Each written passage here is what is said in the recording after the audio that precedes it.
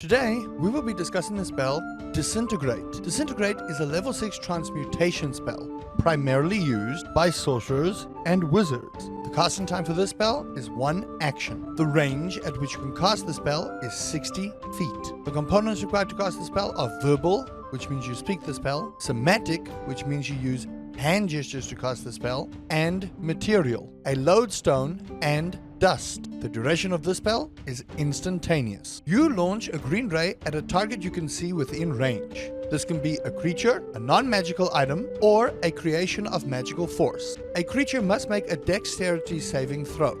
On a failed save, the target takes 10d6 plus 40 force damage. Should the damage reduce the target to 0, that target turns into a pile of grey dust. A target destroyed this way can only be revived using a true resurrection or a wish spell. The spell will also automatically disintegrate anything large or small that is non-magical or the magical force that was created. However, if the target is huge or larger, the spell will disintegrate a 10-foot cube part of it. Casting the spell at a higher level slot than 6 increases the damage by 3d6. Disintegrate is probably one of the most powerful spells in all of Dungeons and Dragons, and for those who wish to wield this, you wield the power of completely annihilating a creature from the face of the 9 realms. However, this is a very high level spell, and you need to be wise in using it. This can come in really handy dealing with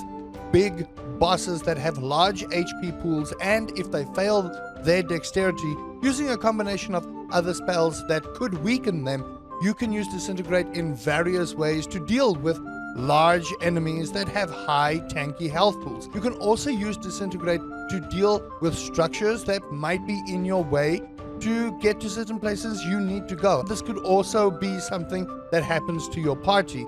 So to those paladins and clerics out there, make sure you have something to revive your teammates should this happen to you. Beholder, I want to know how you would use this.